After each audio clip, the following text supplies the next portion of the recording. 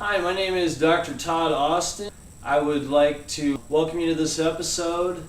Today, our guest on the show is Cindy Brown. We're recording this in beautiful Fillmore, Illinois, and that is where Cindy lives, and she's getting ready to relocate to Freeport, Florida, excitingly enough. Close to the beaches. Let me tell you a little bit about Cindy. She is a blogger. Her blog is everydayunderwear.com, and she is also a freelance writer. She is also someone who has suffered from a disease known as Lyme disease, as well as Rocky Mountain spotted fever. And she's someone who's a distributor, and she's a proud owner of a mat as well. So please help me welcome Cindy Brown. So thank you very much. Thank you for being on the show, Cindy. And first of all, could you tell our viewers, in a nutshell, what is Lyme disease and how had it affected you and your health? Absolutely. Lyme disease is transmitted by a tick. There is some speculation that it can be transmitted by other insects as well, but that has not been proven. Like deer flies or fleas, mosquitoes, that type of thing.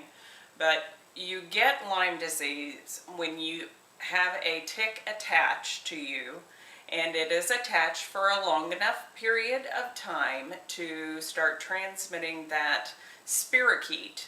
It has spirochetes in the saliva and in the fluid in the tick, and it will transmit that into your blood system. And Lyme disease can be very damaging to your system.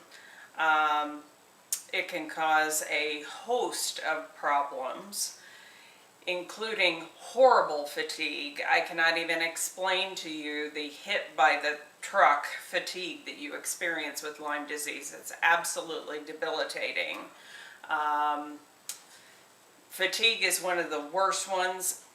No energy to do anything. I would be lucky to have the energy to walk up the stairs. I would sometimes have to crawl up the stairs, actually, to go wake my children up in the morning, get them up, get them on the bus, come back, sleep for 3 or 4 more hours, hard, and still be exhausted when I got up. Even doing a load of laundry would just completely wipe me out. I also had rashes all over my body, hives, all sorts of skin manifestations that something was going on, numbness and tingling in my head, ear problems, jaw problems, dizziness. Some people have heart palpitations. Some people can have heart attacks. It can be completely debilitating, seizures. You can be bedridden. Many people are disabled, and you can die from Lyme disease, which I didn't realize before I got Lyme disease. And some of those symptoms overlap as well with Rocky Mountain spotted fever. Actually, I did not even know that I had Rocky Mountain spotted fever. It came up in my test results when I was being tested for Lyme, because I've been unlucky enough to have Lyme twice over the past 4 years. Okay. And so we're recording this in June of 15, and you were diagnosed with Lyme disease in 2011. Yes. Well, I got it in 2011. I was not diagnosed until the fall of 2012. Okay. So obviously you started having symptoms in 2011. Started having symptoms about 6 months after my bite, and I was treated after the bite initially with enough antibiotics that it should have killed it, and it didn't. My case, it did not take care of it, and then the spirochetes just kept multiplying, and it started causing more and more problems in my body.